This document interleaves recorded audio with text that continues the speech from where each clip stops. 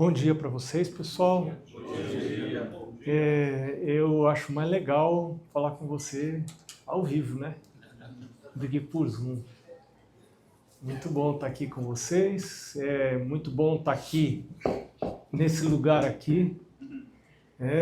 Esse aqui é meu chão, minha terra, né?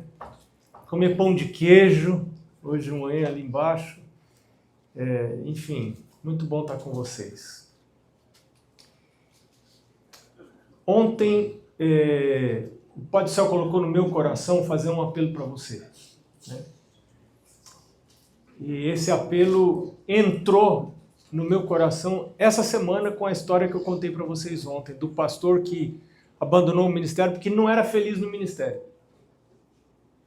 E aquilo me atingiu assim de uma maneira muito forte, né?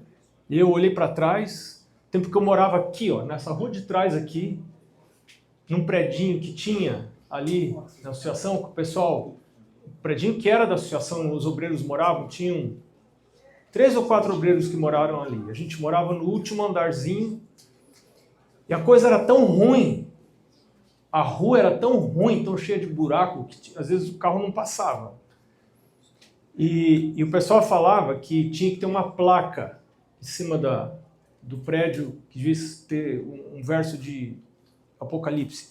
Aqui está a paciência dos santos. Era complicado morar ali. Ali foi nossa primeira casinha, né? E eu lembro assim, tudo desabando na minha vida. Tudo desabando. Minha vida financeira desabando. Eu me lembro que no primeiro... Eu saí de casa para casar.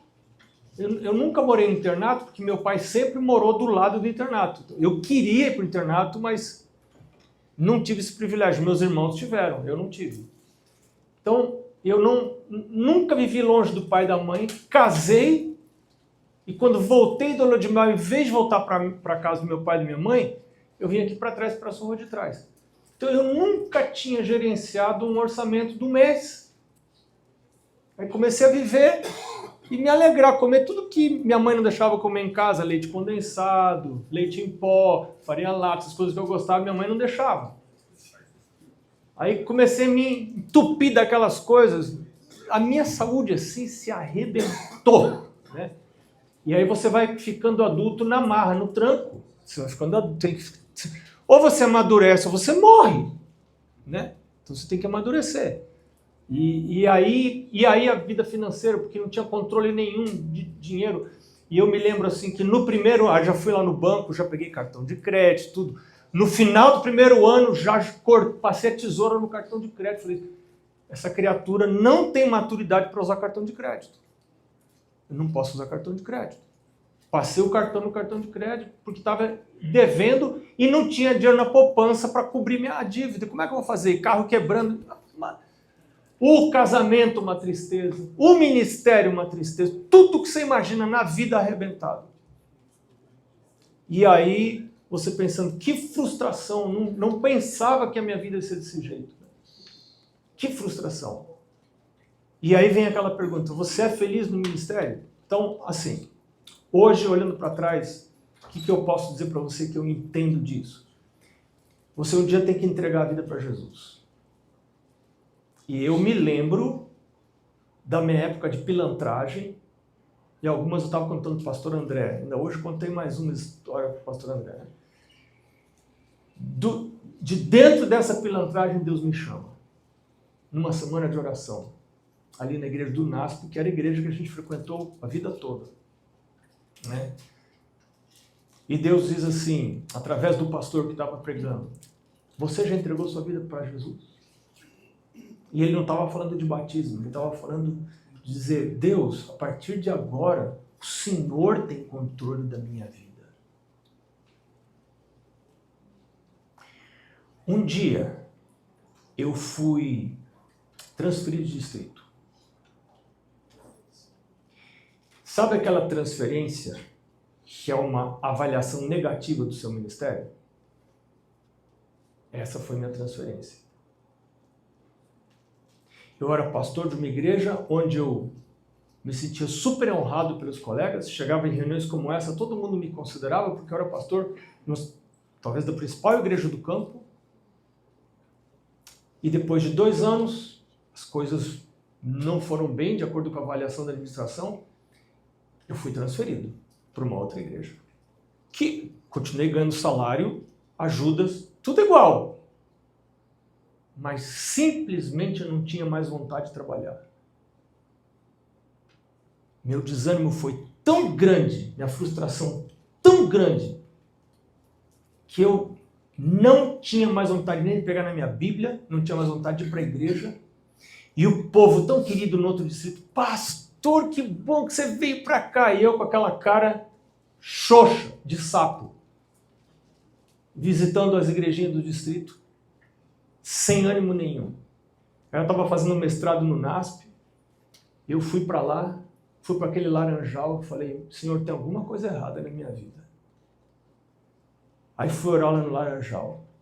Aí fui ler um livro como requerimento de classe, e lendo o livro, não estava escrito isso no livro, mas lendo o livro, Deus me falou assim, você é um mercenário. Você não trabalha para mim. Você trabalha para receber honra e para receber glória. Você não vai onde eu mando você ir. Você trabalha para serviço próprio, não para o meu serviço. E ali eu tive que me quebrar diante de Deus e pedir perdão a Deus. Mas eu tinha ido quase longe demais. Eu pedi perdão a Deus, eu reconheci o erro, eu reconheci o pecado, não é erro, é pecado. Mas o meu sentimento tinha longe demais, eu tinha chamado a minha esposa já para essa amargura, isso se chama amargura. E a minha esposa estava amargurada contra a associação, por ter feito essa injustiça com a gente, injustiça. E sabe o que eu fiz? Minha esposa estava de férias lá no Rio Grande do Sul. Peguei um ônibus, fui lá em Porto Alegre, num final de semana, para dizer para minha esposa o que tinha acontecido. Eu falei, meu bem, quero pedir desculpa para você, porque eu chamei você para minha amargura. E você entrou comigo. E agora a gente precisa sair junto disso aqui. A nossa vida não está na mão daqueles caras. A nossa vida tem que estar na mão de Deus. Se Deus é por nós, quem será contra nós? E Deus falou para mim assim, filho, eu fiz isso, não foram eles. Fui eu que fiz isso. Para você saber quem você é. Você precisava disso. Isso é para você não se perder. Você ia se perder. Eu fiz isso para você.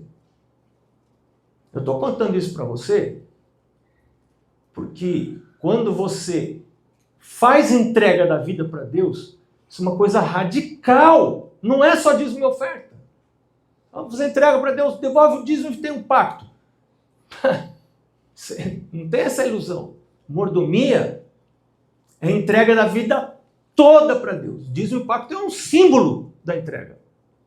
Mas a entrega, ainda mais para nós ministros, é uma entrega completa. Senhor, cumpra-se seja feita a tua vontade, assim na terra como no céu. Eu estou muito curioso para ver minha reação na segunda semana de julho. Você sabe o que vai acontecer em julho? Assembleia da Associação Geral. Eu estou muito curioso para ver como que vai estar a minha cara. Porque quando foi para ir, foi muita alegria. Surpresa. E agora?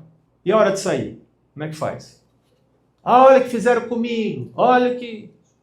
Fizeram o quê? Você não entrega a vida para Jesus?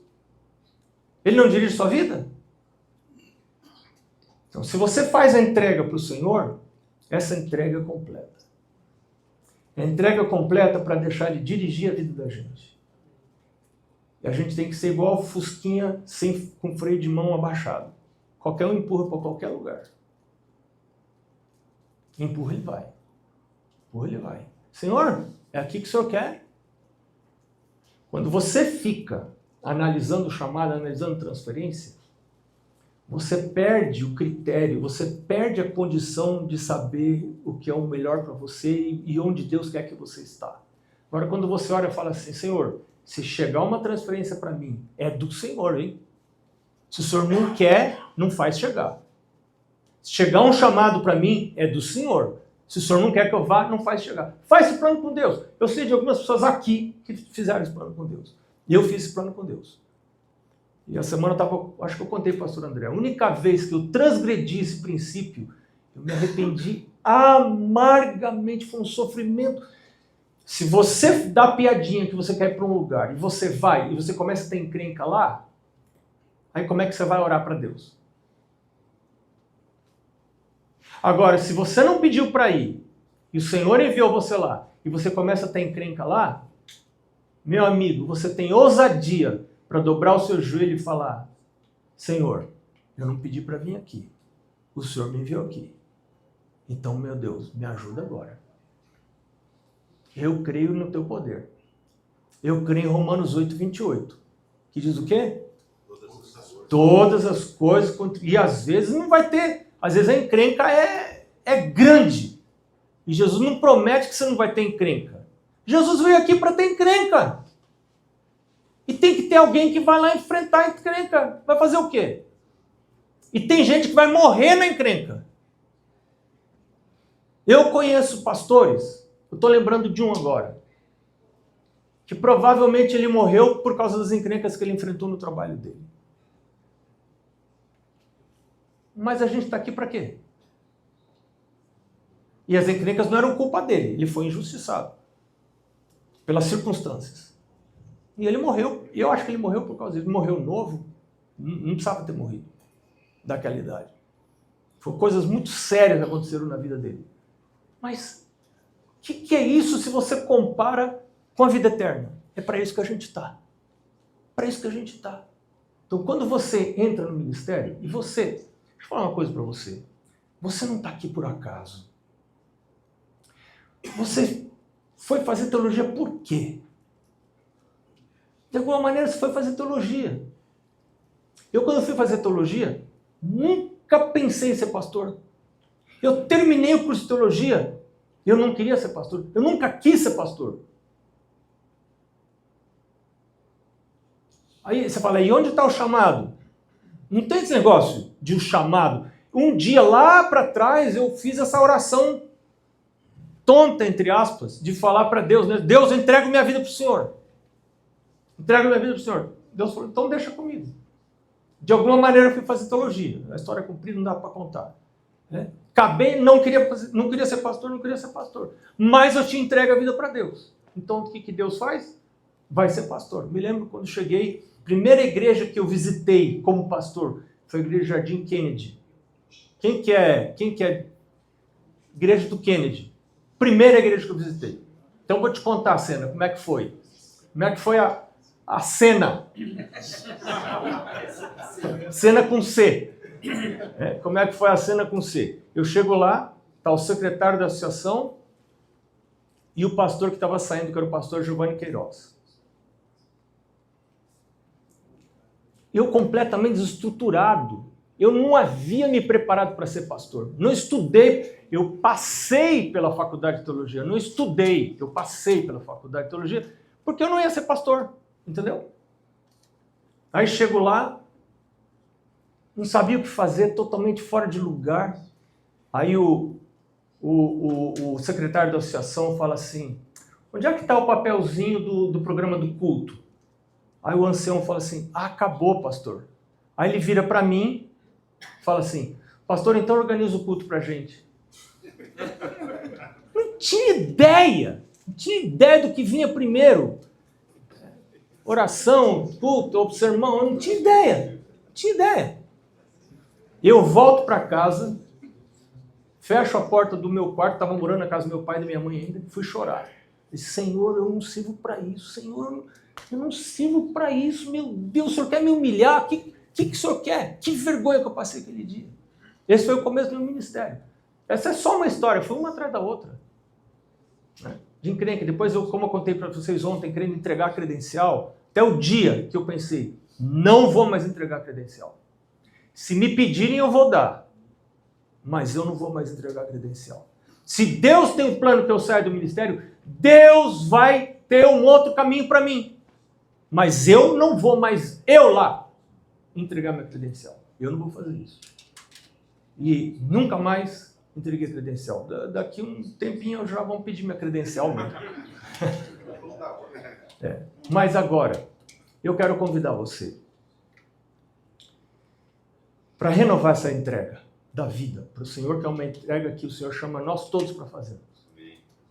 Senhor, não quero mais trabalhar por honra, por glória. Onde o Senhor me colocar, eu quero trabalhar lá e sentir feliz. Meu pai é um pastor jubilado. E meu pai dizia assim, meu filho, se você não está feliz onde você está hoje, você nunca vai estar feliz em lugar nenhum. Olha a sabedoria do velho. Olha a sabedoria. Se você não está feliz onde você está hoje, você nunca vai estar feliz em lugar nenhum. Por quê? Porque você se habitua sempre estar pensando numa situação onde você não está. Então você é infeliz. E aí tem aquele rabino, que eu esqueci o nome dele agora, rabino muito famoso, um rabino americano, que ele fala assim, a felicidade nunca está onde a colocamos. Porque nós nunca a colocamos onde estamos. A felicidade nunca está onde a colocamos, porque nós nunca a colocamos onde estamos. A gente sempre, a felicidade quando for para aquele outro lugar, quando eu morar em outro lugar, quando eu trabalhar nisso, quando fizer isso, quando fizer aquilo. Não. Deus me dá alegria hoje. Ontem eu falei que Jesus não teve alegria no ministério dele. Não é a verdade completa. Claro que ele suou sangue lá no Getsemane. Mas eu garanto que Jesus teve a alegria de ver a salvação de pessoas. Ver Maria Madalena se convertendo e crendo que podia ser uma mulher pura. É essa coisa que dá alegria para a gente. É o contato com uma pessoa e buscar a salvação de uma pessoa. Aqui, nessa associação, não aqui nesse lugar, mas nessa associação, eu escutei o secretário da associação, contei ontem para vocês, eu acho isso, né? Falar, até o fim da minha vida, eu vou dar um estudo bíblico, pelo menos um por semana. E eu tenho esse propósito comigo. Hoje nós estamos tendo 3 grupos de estudo por semana. E pessoas desse grupo de estudo estão assistindo a semana de oração. Minha esposa e eu temos estudo na segunda, à noite, terça à noite e outro na sexta à noite. Você sabe, tem dia que eu chego em casa com uma preguiça. Você não imagina. Você não sonha. Chego com uma preguiça. Um cansaço. Vou ter que dar estudo bíblico hoje. Minha nossa. Mas quando abro aquele maldito daquele Zoom, gente do céu, que coisa maravilhosa. É uma alegria que vem de cima, ela não vem daqui de baixo. E eu tenho pensado assim, ninguém espera que eu dê estudo bíblico. Ninguém pergunta se eu dou estudo bíblico. Eu viajo, e volto, fico 2, 3 semanas fora de casa. Como é que essa criatura vai dar estudo bíblico? Não dá. Mas não importa. Vamos fazer o que dá. Do jeito que dá. Né? E eu quero falar para você que essa é a maior alegria que eu tenho. E quando eu jubilar, eu vou continuar fazendo isso. Porque é isso que dá alegria para a gente. Então, essas coisas que você faz, que todo mundo vê que você faz, essas coisas não dão muita alegria. O que dá alegria para a gente é o que a gente faz de certo e ninguém fica sabendo. Até agora eu já perdi o galardão porque eu contei para vocês. Né? Mas eu quero convidar você. Você está com o seu papelzinho nas mãos? Aqui. Isso aqui, eu sugiro você usar uma vez por ano na sua igreja, nas suas igrejas. Uma vez por ano. Todo ano. repetir. O mesmo papel. Não precisa nem trocar a cor. O mesmo papel. Mesma coisa. Todo ano.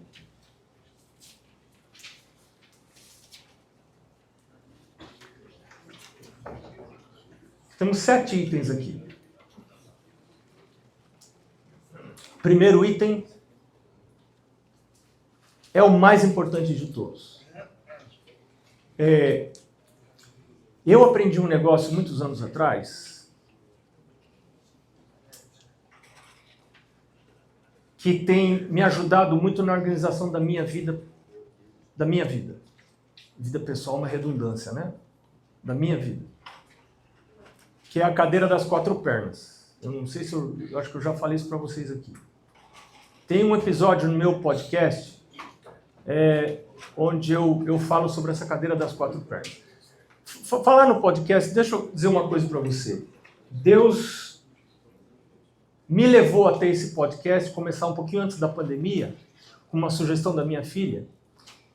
E eu tenho em mente, ao fazer esse podcast, pastores. Então, se um dia você tiver sem ideia para sermão, você entra lá, você vai ter 400 sermões. E uns 70% deles ainda tem um esboço na descrição do podcast. Então você tem um esboço do meu jeito, não é do seu jeito. Você vai ter que dar um esboço do meu jeito. Então você entra lá, tem um esboço e você pode escutar. Claro que cada um vai fazer diferente, né? E é para ser diferente mesmo. Então tá lá, fecha o parênteses, né? O nome do canal é Primum Deus. Primum tá no Spotify.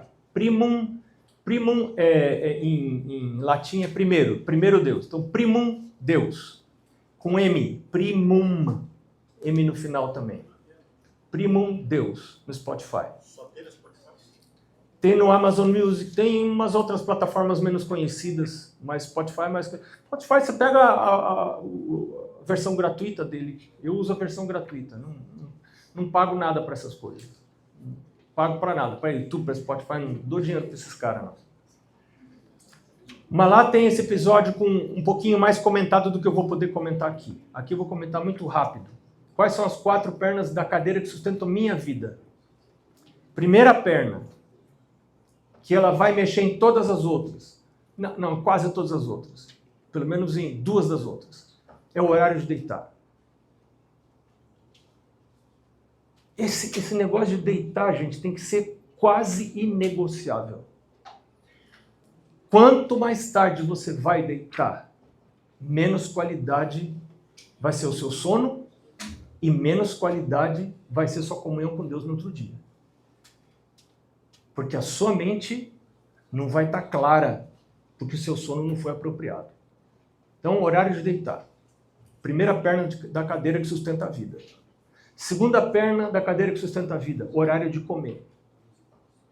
Ellen White fala, porque Deus falou para ela, não é Ellen White que inventou. Deixa eu inventar um negócio para o povo que vive nos últimos dias. Deus falou. Tem sabedoria na palavra de Deus. 3 refeições.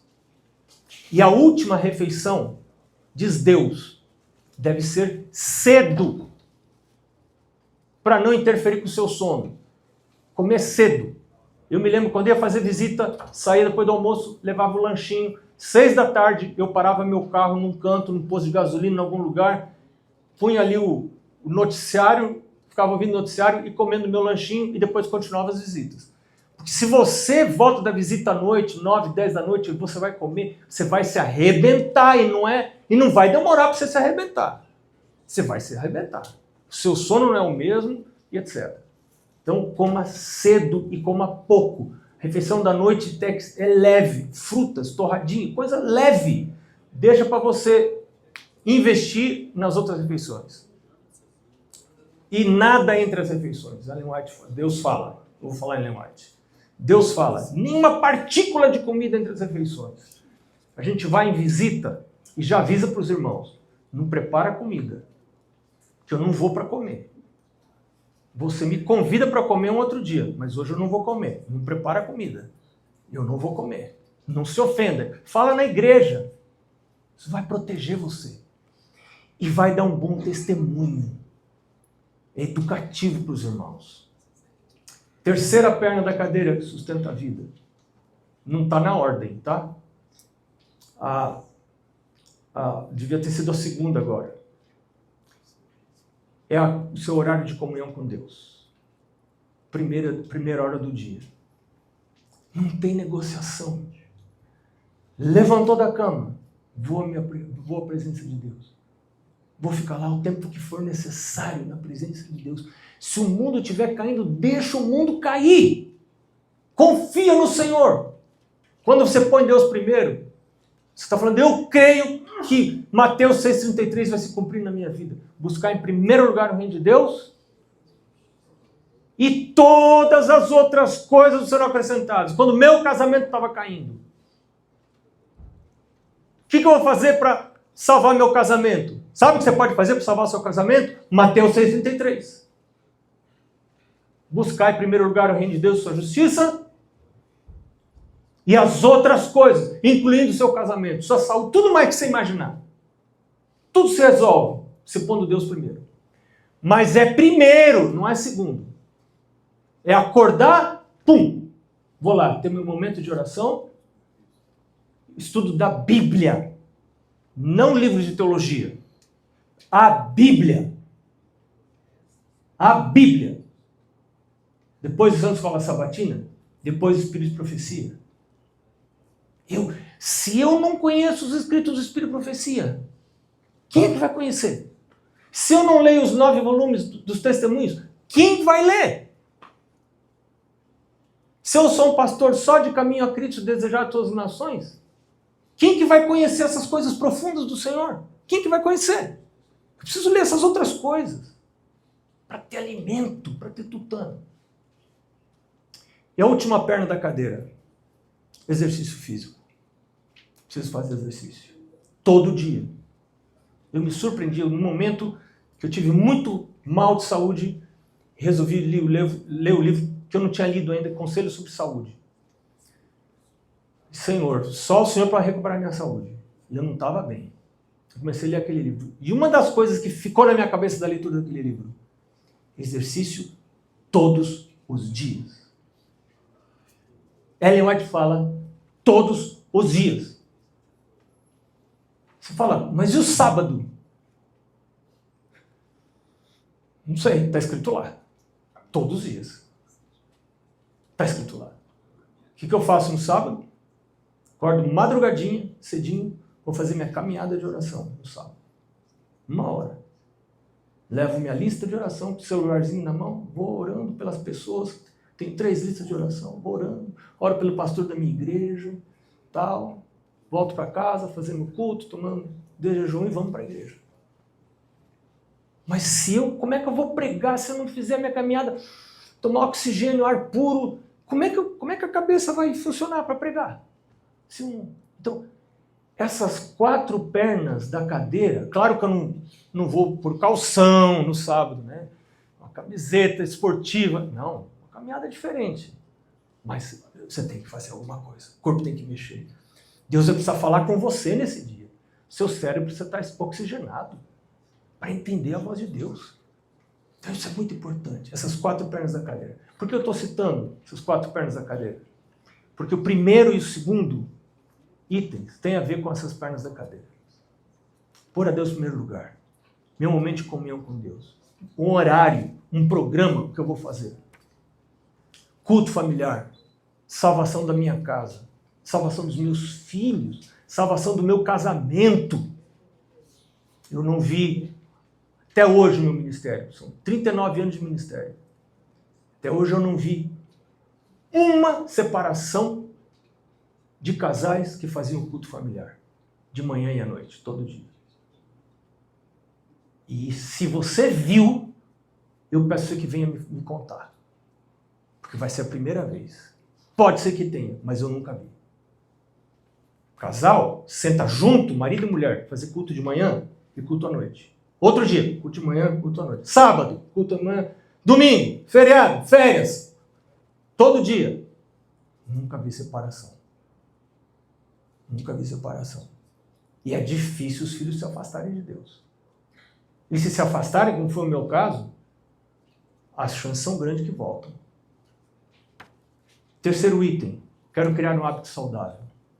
Não vou falar muito sobre isso, você sabe tudo. O que Deus está chamando você para fazer? Quando é que você vai tomar a decisão de ser vegetariano se você não é ainda? Diante de tudo que o Senhor deixou escrito. Quando é que vai chegar esse dia? Você espera alguma coisa que faça você tremer? Pode ser que o tremor seja grande demais. Então hoje, a voz do Senhor não é a voz de Ellen White, gente. É a voz do Senhor. Se não é o Senhor, então vamos jogar tudo isso fora. Vamos parar de ir atrás das crendices que tem na igreja. Vamos atrás do que está escrito. Leia lá, volta lá e leia o que está escrito. Senhor, eu quero entregar minha vida para o Senhor, mas a entrega completa de tudo. Não é só de aspectos da minha vida. Me ajuda, meu Deus. Jesus disse, sem mim, nada podeis fazer. Não é pelas obras, é pela fé. Senhor, me ajuda. Paulo disse, tudo eu posso naquele que me fortalece. Me fortalece, meu Deus. Estamos no tempo do fim, está chegando. Que horas que eu vou fazer isso? Eu vi meu pai, pastor, se tornar vegetariano. Eu vi meu pai. Eu vi a luta desse homem intemperante para lendo o Espírito de Profecia e se deixando admoestar pelo Espírito de Profecia. Isso foi muito forte para nós lá em casa, para mim, meu irmão e minha irmã. Ver a luta do meu pai, a luta da minha mãe. Lendo essas coisas e dizendo assim, a gente quer fazer a vontade de Deus. E minha mãe não sabia cozinhar, e daí foi fazer curso de culinária, aquela luta em casa. Que luta! E nós, os filhos, hoje a gente olha para trás, e a gente vê assim, nós, os filhos, olhando para aquilo e falando assim, gente, esse negócio é sério, né? Pai e a mãe não estão de brincadeira. É um negócio que eles gostam, caramba! A gente sabia que eles gostavam do negócio, e a gente gostava também. Eu me lembro do meu pai matando galinha. Eu vi meu pai matando galinha para a gente fazer, minha mãe abrindo, tirando ovo lá de dentro. Eles gostavam do negócio, agora muda assim. Gente, é sério, isso aí não estão de brincadeira não? E aí os filhos têm uma noção da solenidade da coisa, do preparo para a volta de Jesus, da vida eterna, porque vem ações concretas na vida dos pais. Agora, quando o filho me vê olhando futebol até meia-noite, o filho me vê grudado em filme o dia inteiro, o filho não me vê lendo a Bíblia, o filho não me vê orando, o filho me vê não indo à igreja nas férias, o filho olha para mim e fala assim, eu comendo e bebendo como se fosse o último dia da minha vida. Os filhos olham para mim e falam, tem alguma coisa que não está certa, acho que não vale a pena seguir esse caminho do meu pai e da minha mãe, não. Você entende o negócio? A gente fala, mas por que meu filho está fora dos caminhos de Deus? Tem várias razões, não vamos julgar, né? Vamos julgar, porque no céu teve um filho que se afastou. Mas essa é uma das razões. Falta de integridade na vida dos pais. Essa é uma das razões, não é a única. Então o Senhor está me chamando você. Não tem ninguém perfeito, nenhum de nós aqui. Nenhum de nós. E então o Senhor está nos chamando para uma reentrega. Criar um hábito saudável. Qual é esse hábito que o Senhor está chamando você? Você não vai devolver isso aqui, então pode escrever aí que ninguém vai ler. Vai ficar com você isso aqui. Tá? Usar meus dons para compartilhar boas novas da salvação para outras pessoas. Ah, mas eu sou pastor. Mas é aquilo que a gente já falou. O que você faz, todo mundo vê, não vale. É o que você faz que ninguém vê. É aquela conversa com a lojista, com o frentista do posto de gasolina, que você está fazendo porque você é cristão, não porque você é pastor. É isso que vale. O quinto, guardar o sábado. Como é que está? Quem de nós que nunca resvalou no horário do pôr do sol, gente? Não sei. Lá em casa, algumas vezes, nós já demos Mas o que você faz? Faz uma hora depois e fica quieto? Eu aprendi que a gente tem que falar alguma coisa. Entrou na hora do pôr do sol. Você queimou o sábado. Você tem que chamar os filhos. Mas, filhos, eu fiz isso algumas vezes. Filho, o pai quer pedir perdão para vocês. O que a gente fez não está certo. O horário do sábado é tal hora, e olha que nós atrasamos. Nós vamos ajoelhar aqui, vamos pedir perdão a Deus, mas o pai quer pedir perdão pelo mau exemplo que eu dei para vocês. Não é assim que Deus quer que a gente faça.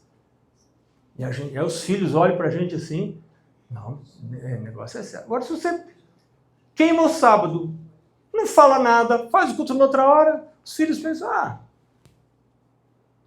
pode começar a qualquer hora o sábado. Não é assim. Quem de nós não precisa de uma reforma na maneira de guardar o sábado? Vamos pedir ajuda ao Senhor. Nas conversas, nos pensamentos de Ellen White, né? Dízimo, penúltimo item. Será que a igreja retira o dízimo do meu salário, de tudo que é dizimável? Ou será que, como qualquer membro da igreja, eu sou responsável, não a associação, não a tesouraria, eu sou responsável de olhar o meu olerite, analisar e ver do que a associação está tirando o dízimo e do que a associação não está tirando o dízimo? E é provável que eu tenha que devolver o dízimo de alguma coisa que a associação não está tirando. Que até onde eu sei, a associação não tira o dízimo de tudo que poderia ser dizimável. E aí entra a consciência de cada um. Pense, ore, analise. Mas aqui agora é o propósito de, Senhor, eu quero devolver o dízimo. Me ajuda, meu Deus. E o último item, uma porcentagem regular da minha renda como oferta ao Senhor. Eu não tenho tempo para contar a história para vocês, não é hora, mas o pastor Fábio já contou uma história aqui. Eu tenho tantas histórias e começaram aqui com muita dor, com muito sofrimento. E eu quero dizer para vocês que esse assunto de finanças é um assunto que é a maneira mais rápida de você ver se Deus existe ou não. Se você faz um pacto com Deus, ser fiel dizimista, ser pactuante, estabelece uma porcentagem. Você no primeiro, segundo mês, você já vai ver se Deus existe ou Deus não existe. Agora, como é que eu posso ser um pastor se eu não sei se Deus existe ou Deus não existe? Eu me lembro que aqui atrás, nessa casa que eu morava aqui, minha esposa decidiu de parar de trabalhar porque nasceu a segunda filha. Eu falei, mulher, você é louca, você é doida, a gente não está conseguindo viver com o seu salário. Com o meu e o seu agora, só com o meu, é impossível. E eu fui tentado abaixar o pacto. Nosso pacto era 5%, e eu pensei, vou voltar para 3%, que era o meu pacto anterior. Vou voltar para 3%. E eu não consegui escrever o valor do 3%. Não conseguia. Aí me ajoelhei para orar. E eu entendi claramente, assim, não vi voz nem nada, mas eu entendi claramente assim, se você que é pastor não consegue confiar em Deus, como é que você vai pregar sobre confiança? Você não consegue confiar em Deus. Como é que você vai saber se Deus existe ou não? Se Deus não existe, você já vai ver logo. E quem sabe você procura outra coisa para fazer na vida. Vê se Deus existe ou não. E com muita hesitação, que você não pode nem imaginar, nós mantivemos 5%. E o Senhor nos sustentou milagres atrás de milagres, milagres atrás de milagres. Não ficamos ricos, não nasceu dente de ouro na nossa boca, nada disso, mas o Senhor nos sustentou. Nada nos faltou. Então eu quero convidar você com esse papel na mão. Parece uma coisa boba, né? Mas é simbólica. Com esse papel na mão, quero convidar você a dobrar o seu joelho e a gente orar ao Senhor. Senhor nosso Deus, já fazem alguns anos que o Senhor nos chamou a todos. De alguma maneira, com motivações certas ou erradas, nós fomos impelidos a estudar a obter um preparo para o ministério. E hoje nós estamos aqui. Pode ser que alguns de nós tenham sentimentos que não estão em harmonia com o trabalho que estão fazendo. Senhor Deus, dá-lhes a visão de Cristo, que desceu do céu, sabendo que seria morto. Dá a todos nós a visão de Cristo, que viu o penoso trabalho de sua alma e depois ficou satisfeito. Abriu mão da vida, foi humilhado até a morte, morte de cruz, pelo que Deus o exaltou sobremaneira. Ajuda-nos a não buscarmos a exaltação antes da morte do eu. Estamos aqui, Senhor, para morrer. Dizer como Paulo, estou crucificado com Cristo, vivo não mais eu, mas Cristo vive em mim. E que essa vida de Cristo se estenda para as nossas esposas, para os filhos, as filhas, para os membros da nossa igreja, Senhor, o rebanho sob o qual o Senhor nos colocou. Abençoe esse campo, Senhor. Abençoa a liderança desse campo. Nós pedimos e entregamos nas Tuas mãos essas decisões que tomamos hoje da nossa fraqueza, mas confiando na força do Senhor. Amém. Em nome de Jesus. Amém. Amém.